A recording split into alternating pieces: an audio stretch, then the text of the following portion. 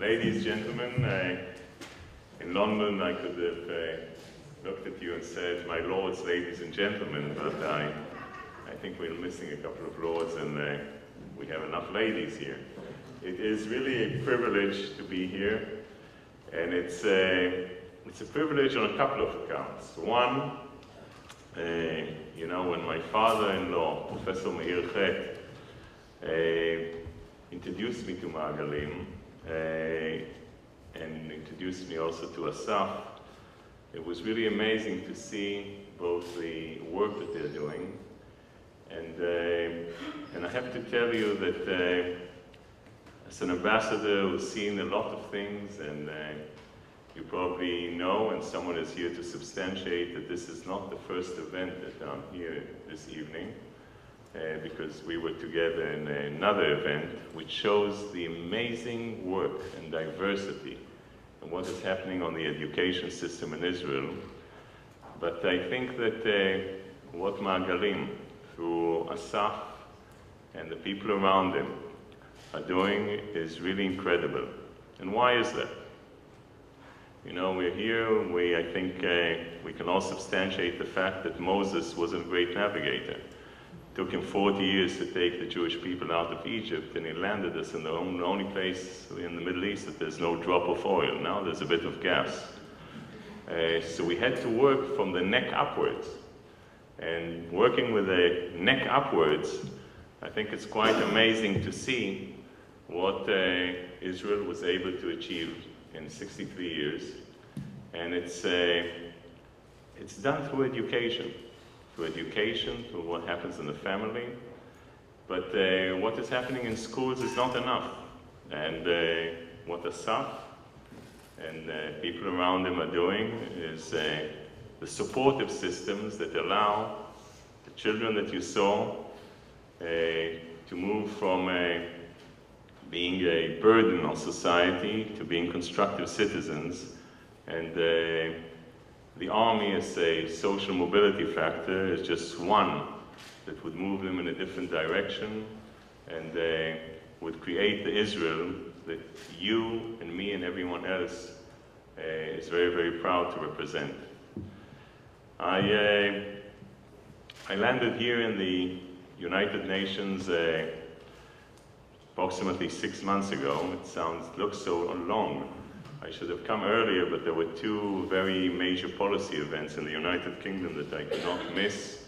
One was the royal wedding between Kate and William. You know, an ambassador has to assume responsibility in times like that. And the second was Manchester United Barcelona. Only then could I move my emphasis to the United Nations. And as you know, it wasn't easy in the United Kingdom, but coming here to the United Nations, you really feel sometimes that you're in the new world of George Orwell, 1984, saying, you know, right is wrong, truth are lies, left is right, and it looks all quite odd. And I have to tell you that every day at the United Nations is a challenge.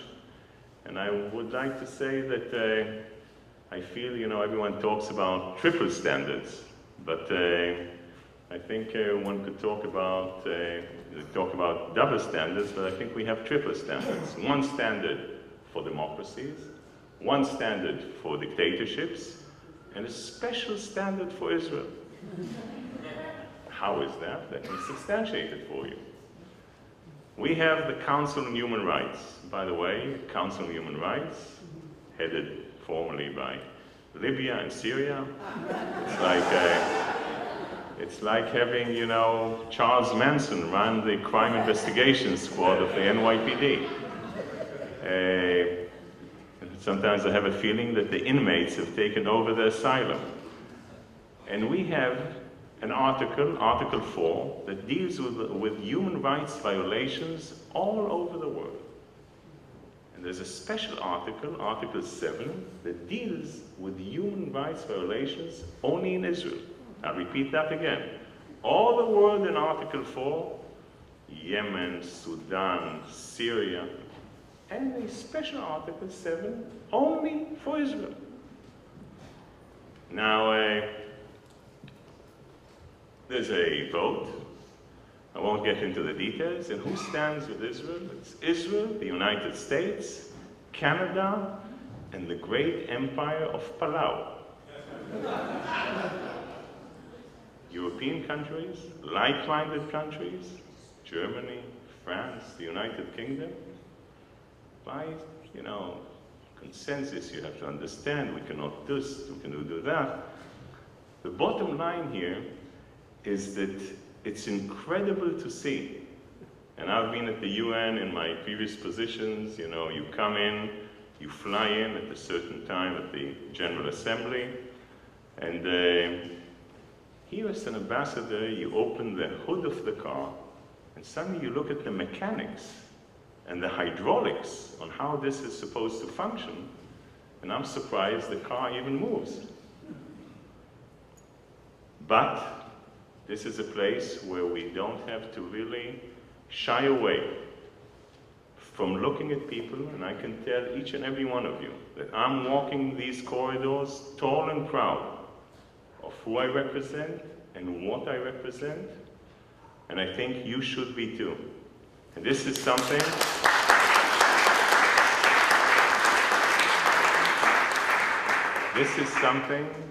that is really amazing. Look at us, after 63 years, it's not just Maagalim. 7 million people, we're sending satellites up into space. Instead of oranges, we're exporting orange mobile phones.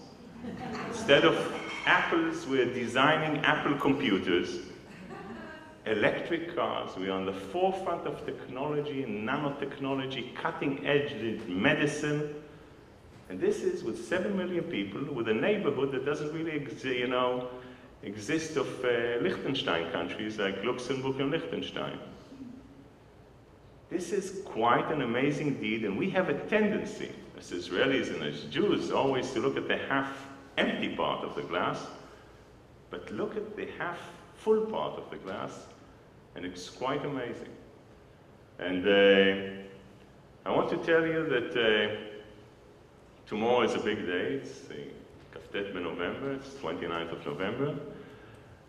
We have a tough day at the United Nations because there's going to be a series of resolutions, nearly 21 resolutions against Israel, that pertain to, from 1947, resolutions that are repetitive.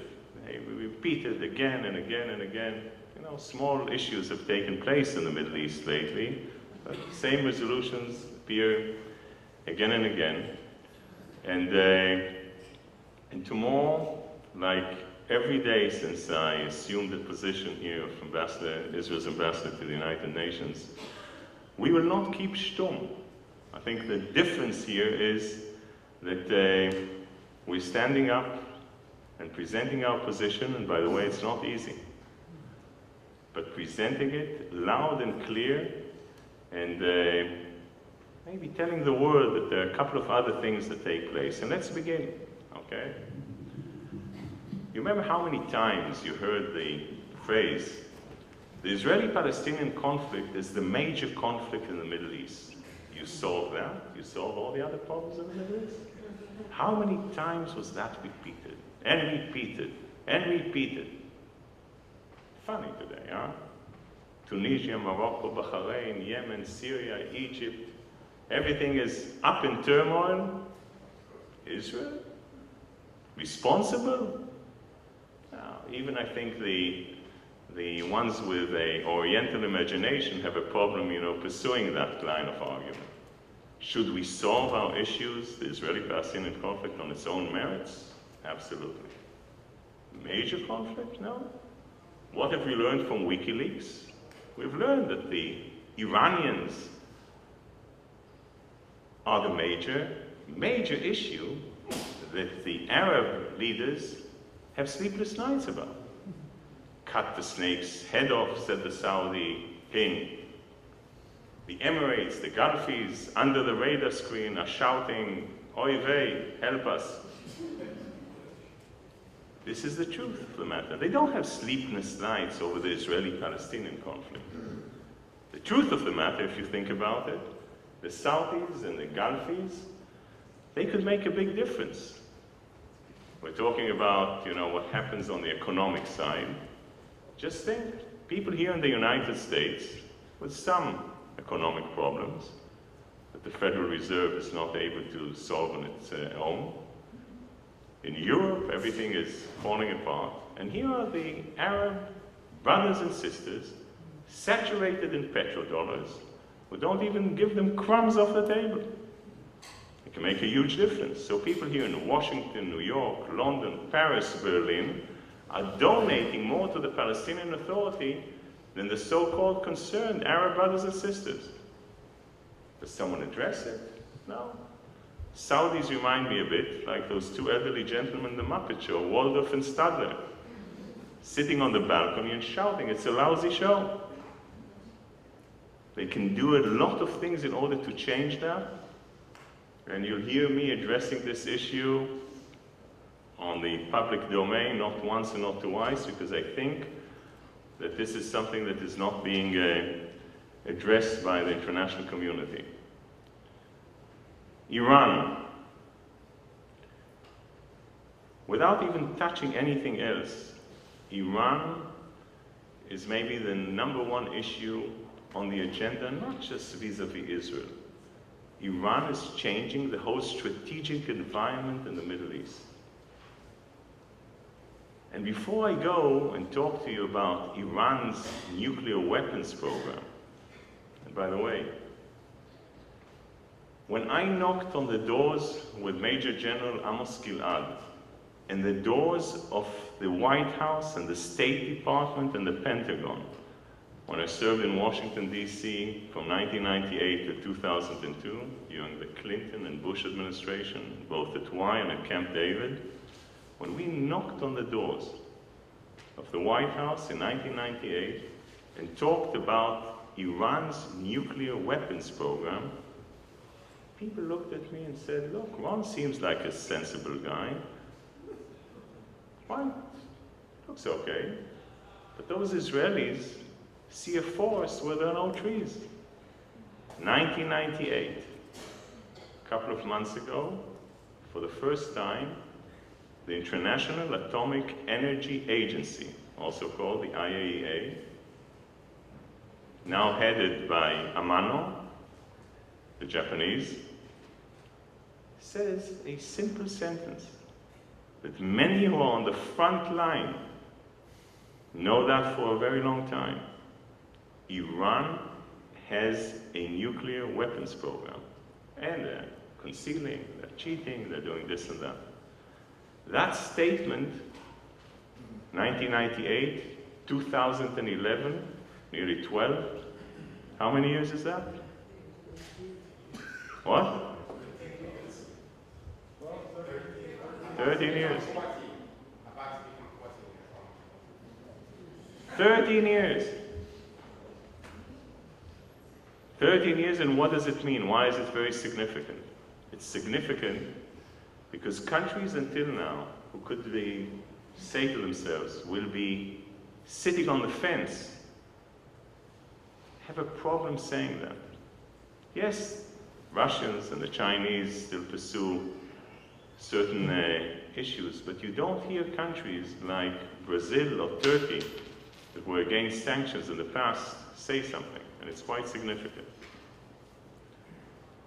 Iran, from my point of view, is a combination of an Ayatollah regime with ideology, with delivery systems, and the icing of the cake is nuclear weapons. This combination is a deadly combination because it goes down to the essence of what's happening in the Middle East, in Egypt, in Lebanon, in Syria, in the Gulf, and in Saudi Arabia. They are threatening the Saudis. The rope is tightening around their necks, day in and day out. And from my point of view, this is something that the world has to really work day in and day out And I don't know if you saw, but lately, even today, certain things take place only because of divine interventions, explosion here, someone has a car accident there. Bottom line, under the radar screen, a lot is being done. And if I had to point one issue that is maybe the central issue in the Middle East, is Iran. Iran, Iran, Iran, because it would, at the end of the day, decide on how the Middle East and its inhabitants are going to look in the next 20 years in the whole strategic environment. Another point, which is important in this room to mention, is what Ahmadinejad is doing in what I would call the demonization and delegitimization of the state of Israel and the Jewish people. You remember the first time he talked, Ahmadinejad? With all his ranting, people were shocked. Wow, did you hear this? What is he saying? What has he created? He has lowered the bar so low that the repetition and the repetition, his enlarging of the vocabulary of the English language, liquidation, eradication, erasing out of the map of Israel and the Jewish people don't react. The eye, the ear, has become numb. So the demonization and delegitimization has become something what the Germans would call salonfähig. It is debatable. And this is maybe the biggest danger, that we have to stand up and call it again and again and again, not just on the Iranian issue, but nearly on every issue, that there are lies and half-truths that are being spread without someone really standing up against this. And this is maybe the biggest challenge that we all have today in a world where things take place, but everyone focuses on Israel.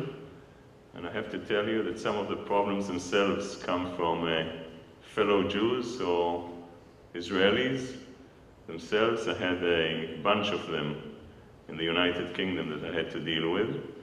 But it is really our responsibility to deal with this, day in and day out. Where are we at the UN? At the UN, the Palestinians went to the Security Council in order to become the 194th member state of the United Nations. As we speak today, they do not have the 9 votes. Why? Because there are 5 permanent members at the Security Council and 10 members who rotate. So every year, 5 out of the 10 change. Today, they don't have the 9 votes in order to become a member state of the United Nations, without even the American veto that is there. In January, we have 5 countries coming out, 5 countries coming in. The 5 coming out are Nigeria, Gabon, Bosnia-Herzegovina, Brazil, and Lebanon. Coming in, this sounds like a formation of a basketball team, is Guatemala, Azerbaijan, Togo, Pakistan, I know, what can one do, and Morocco. And you'll be surprised to know that also in that combination, the Palestinians at this stage would not have a majority. So what can they do? They can move to the General Assembly. The General Assembly would not grant them the status of a member state. It would upgrade their position from a permanent observer to a permanent observer state. I see your eyes, don't worry, it won't take long. That's like Henry VIII said to each and every one of his 6 wives. Permanent observers to permanent observer state. The permanent observer state, why does it make a difference? Because it's a General Assembly. It makes a difference because when they become permanent member states, which is the status of the Holy See or the Vatican, they can join institutions like the ICC, which is the International Criminal Court, and others. I see your eyes. What I'm saying is, At this stage, if they go to the General Assembly, they have the automatic votes.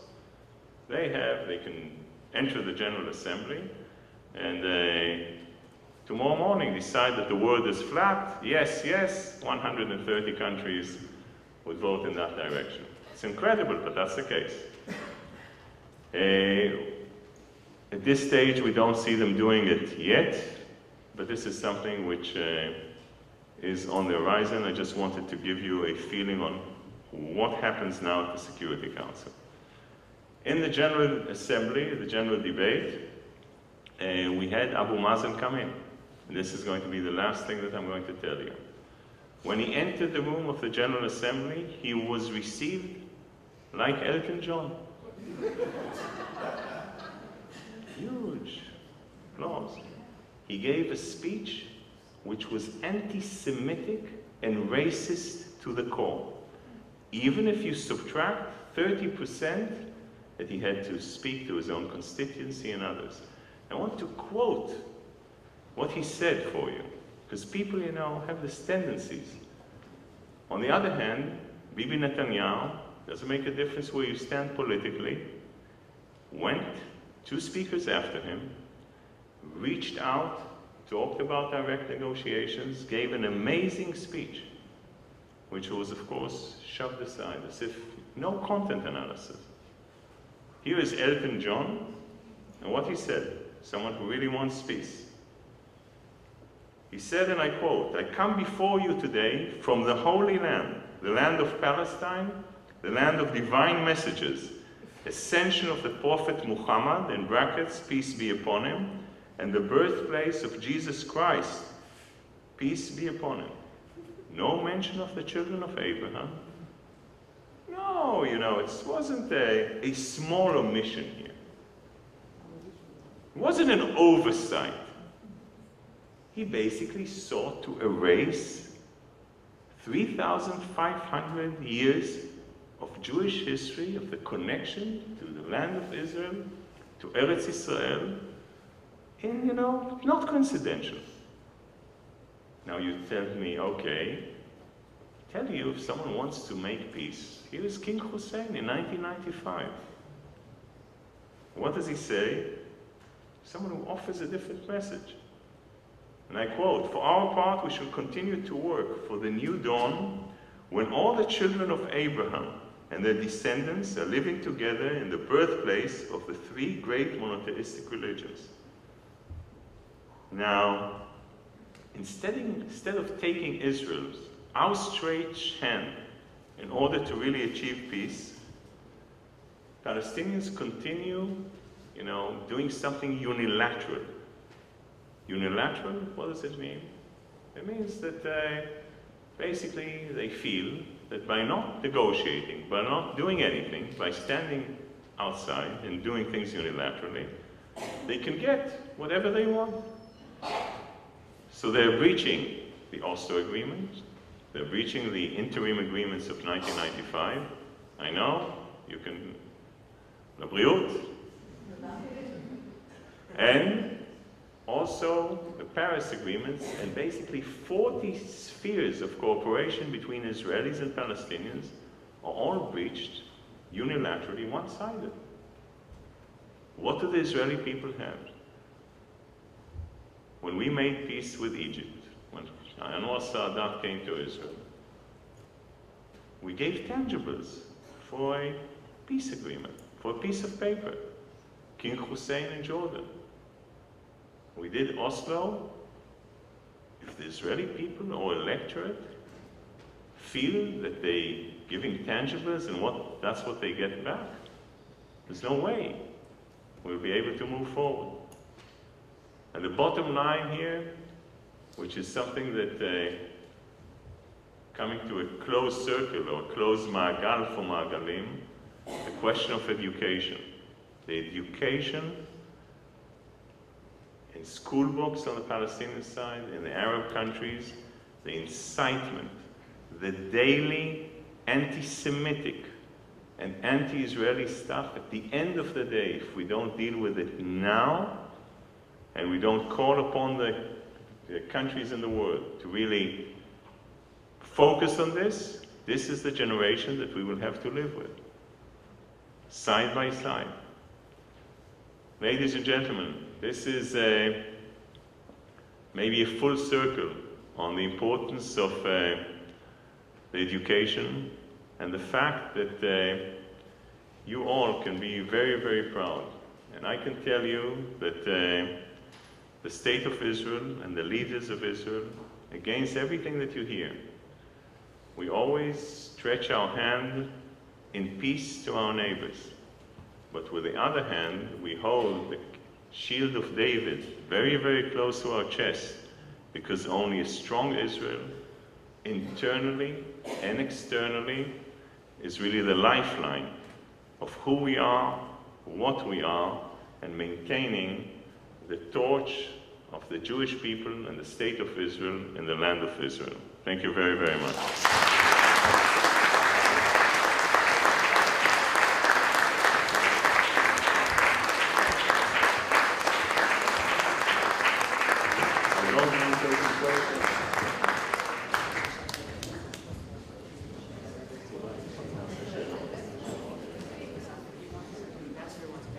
So maybe we'll do the questions, you know, time for 2 questions. Yes. Ladies first. I'm a lady. Yes, you.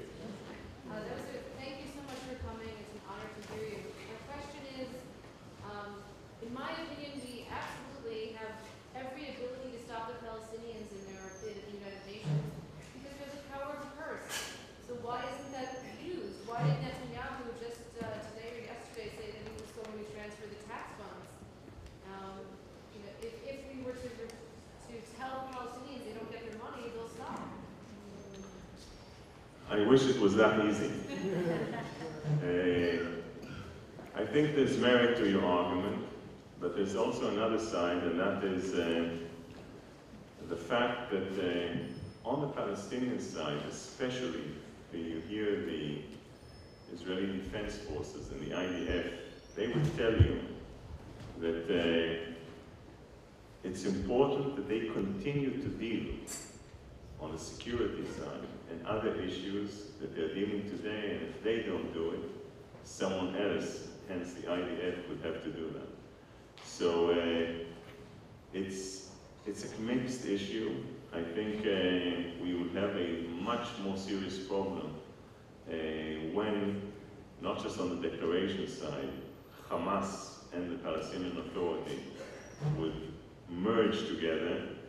But I think the message was understood on the Palestinian side, and this is just, you know, a first move, and I'm not sure we will continue this way in the future. Just to explain it. Please, sir. First of all, thank you for coming.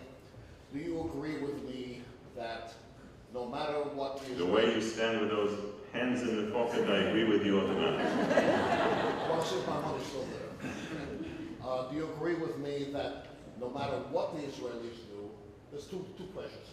No matter what the Israelis do, there will never, ever, ever be peace in the Middle East. The second question is, why have the Israelis waited so long to attack the Iranian nuclear sites when they could have done it years ago when the Iranians were much weaker? I have to say that those are 2 questions which are worth a weekend seminar, at least. First, on Iran in general, I think you know, I alluded to that, and I will say it in clear words. There are certain countries, and the United States is one of them, who are on the front line, on a war that is taking place against Iran's quest for nuclear weapons under the radar screen.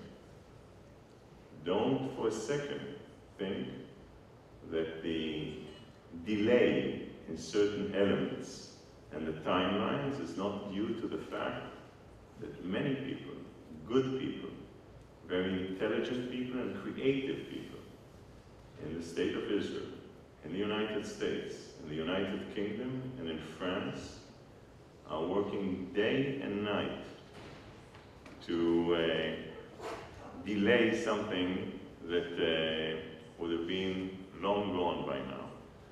And I cannot add more to that. The second issue, I think that positively, that there are enough elements in the Arab world, and we saw that in the past, that are willing, and I think have learned a huge lesson, and let me focus on the Palestinians in the West Bank. They have learned a real lesson by what Hamas did to them in Gaza, throwing them off 15-story buildings, shooting them in the back of the neck. They don't want to live under Hamas. Does it mean that we'll have a Jeffersonian peace in the Middle East? No. That's why Israel has to be very, very strong. And the more we have to do in order to achieve peace, the stronger we have to be, especially in a region like that. So the bottom line is, I'm more optimistic than you are. I'm aware of the enormous risks, but I think we should try and pursue everything. And if not, there are other alternatives. Please. Yes?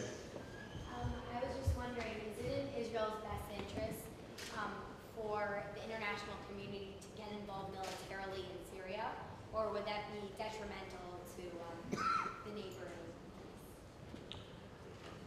By the way, what you're seeing is, I know we are not in Hanukkah yet, but this is nearly a miracle. No Israeli politicians have said anything on Egypt or Syria. Israeli politicians not saying anything. This is unbelievable, unheard of. Why is that the case? Because anything we will say will be held against us and against the forces that basically we think should take them. And for that reason, and that reason only, I will not add my voice to this issue. Please. Thank you. As you know, President Obama has already enforced United States law, which prohibits the United States funding of UNESCO, amounts to 20% of the budget. I understand that Israel's contribution to UNESCO is about 3% of its budget. Has a decision been reached by the government of Israel whether to curtail, diminish, or continue the funding? Not yet, but soon coming, as they say in Jamaica. Soon come. Ladies and gentlemen, one more. Look at that. That's so nice. Last question. Yes. Very nice to have you here. Thank you. You use the word delay in relation to Iran. What about the word solution? On that, I can only, she asked, about Iran. Delay, and, why not use solution? I humbly can only quote on a different issue our President Shimon Peres, who said about the UN, it's better to have solutions than resolutions.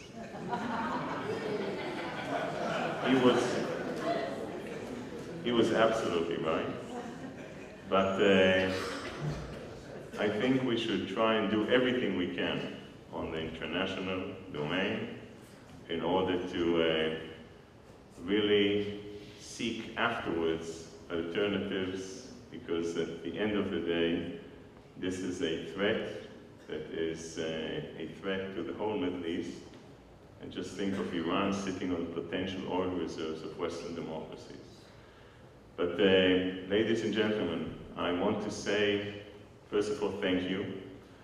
Second, to again thank Asaf for the amazing work that you're doing. And allow me personally to also thank Professor Meir Chet, who is not just my father-in-law, but he's wise and humble, and they don't manufacture people like that on the production lines anymore. So thank you very, very much. Have a wonderful evening.